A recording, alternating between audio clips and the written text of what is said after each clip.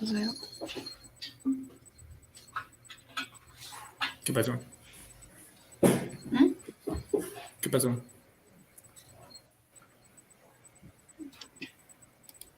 Estaba viendo si estaba en el YouTube.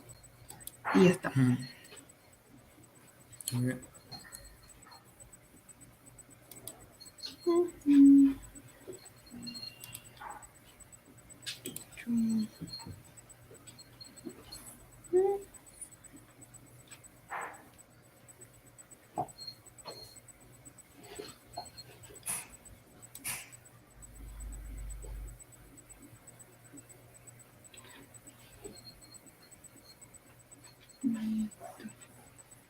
Tenemos ratito.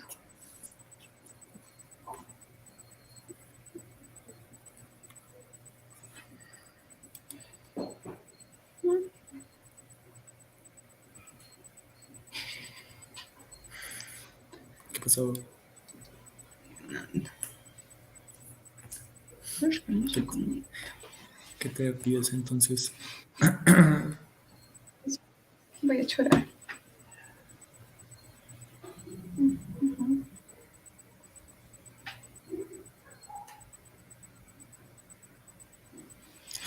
Yo quiero llorar.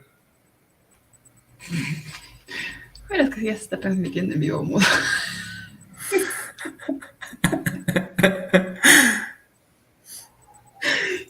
Qué pendejo que es.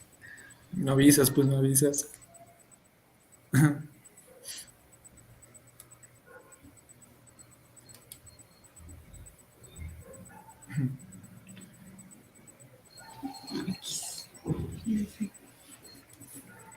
Qué idiota. Y a mí no me parece, oye.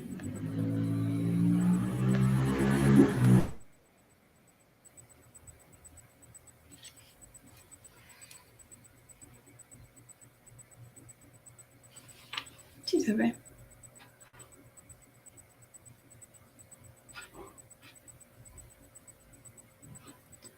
Espérate.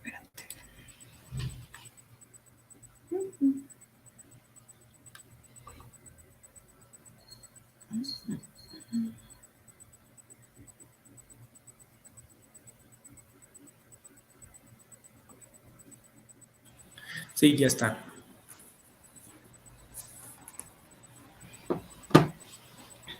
Listo.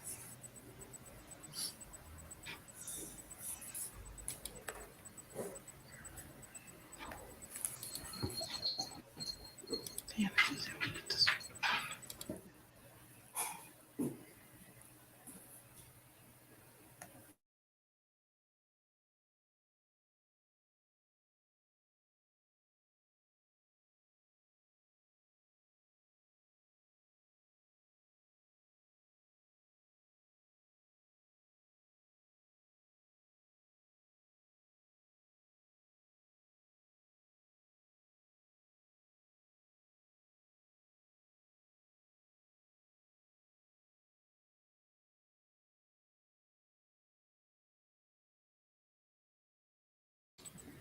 Listo. Ahora sí. Ya. Y empecemos. Okay. Good evening, everyone. We are Alan Patiño, my partner, and me, Solange Ochoa, and we are going to present you today a little bit of why it is important to use didactic materials to teach English. Okay, first, the topics that we are going to see today is what are the didactic materials, the meaning of that, why they are important, and some examples of the didactic materials.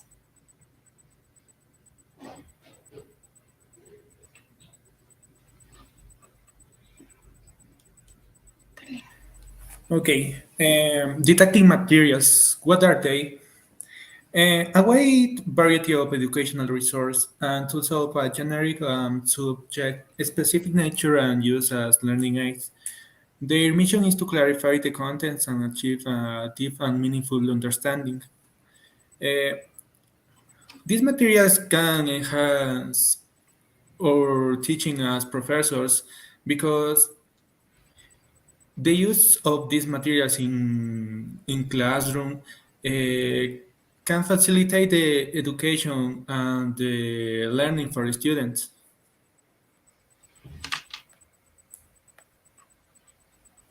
Okay, why it is important to use didactic materials?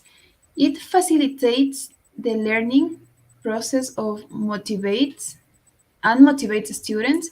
It also establishes the connection between the teacher and the students. It helps them to have a good connection, to have a good interaction. So the teacher, for the teacher, is easier to explain the topic to the students with these materials. And also it helps in the learning and the rotation process, because by using the didactic materials, the students can absorb more information by associating it with images, some readings, and different type of materials. Yeah, we can speak about some advantages of didactic materials. For example, students are exposed to a real language. There is a factual acquisition from most of them. Uh, Another is the textbooks don't include inaccurate language, and maybe can be inspirational for some students. Um, Other advantage of didactic materials is there is a wide choice of styles, genres, and formality in authentic text, and can motivate students to read for pleasure.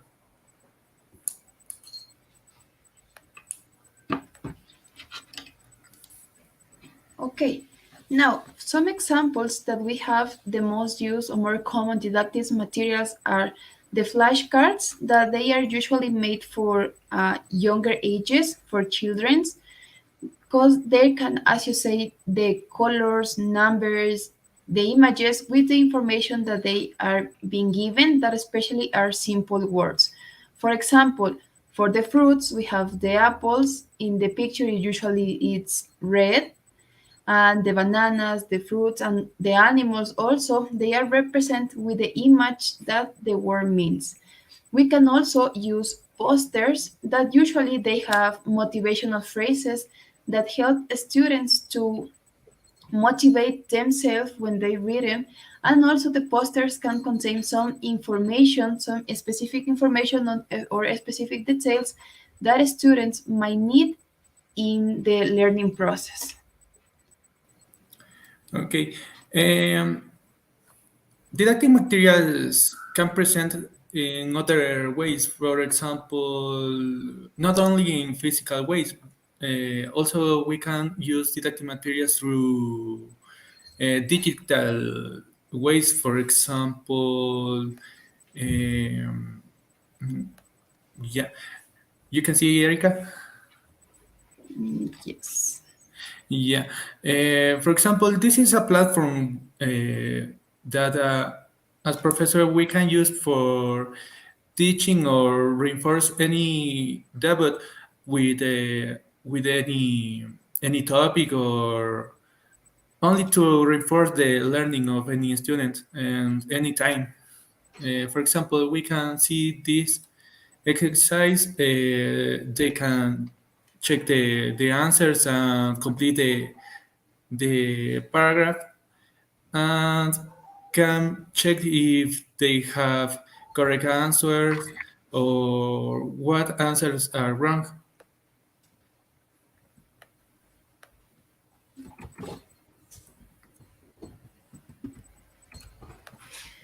Okay, so about the presentation, does any one of the participants here have any questions, doubts, or any required that you might like to make?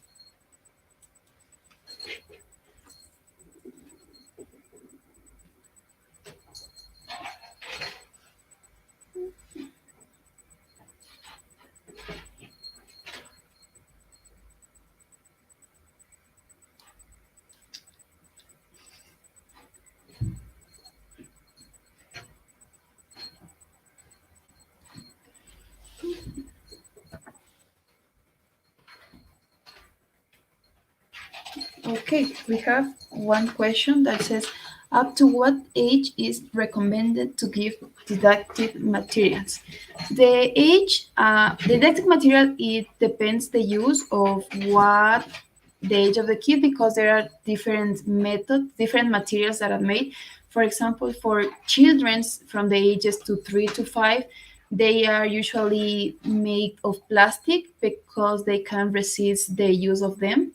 For younger ages, from like pre-adolescents, they can use made of paper, or also we have the technological materials, the tablets, the computers, that those are more advanced for them, and they can use without no trouble and without having any fear to damage the material. We can summarize that didactic materials could be recommended for intermediate and upper intermediate level and advanced level.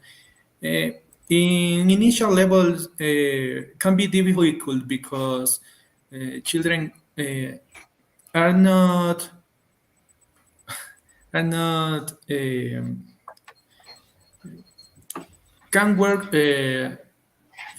easily because they learn easily between through other materials such games, interactive practices or activities.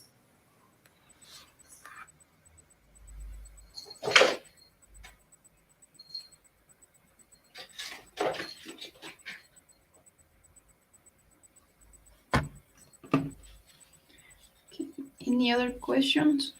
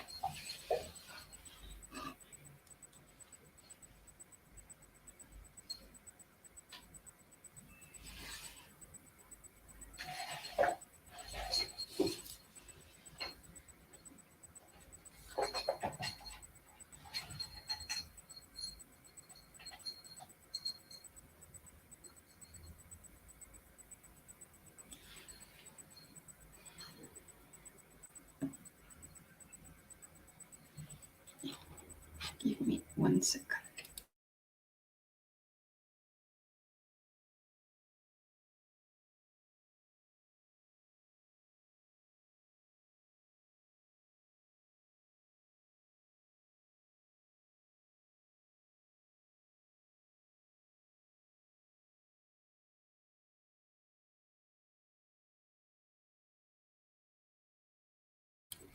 Okay, we have another question. It says, how often it is recommended to use visual platforms to teach English?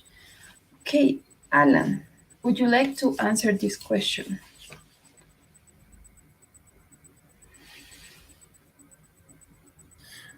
Okay, how often is it recommended to use visual platforms to teach English?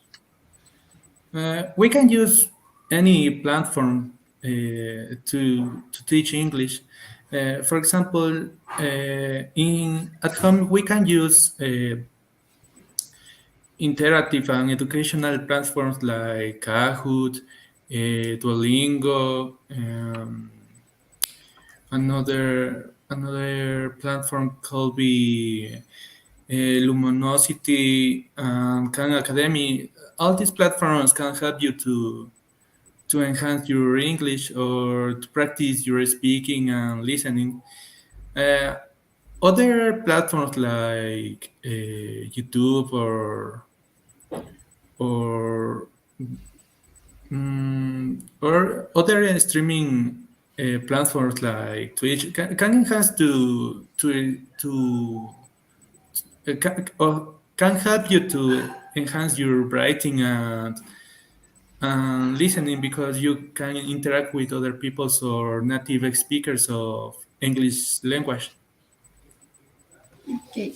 Also, the time it's recommended not to use it for a really long time because the kids, if it's a kid that is learning or if it's younger, if at younger students, it can get exhausted and can get tired. So the time it could be like around 5 to 10 minutes daily, the time that the activity requested, because it's not good to use really long like videos, movies. Just only type it, show it small parts because they are gonna pay more attention to what they are seeing in the moment. Okay, so thank you everyone for participating, for being part of this webinar with us. I hope you like the topic and we'll see you in another time.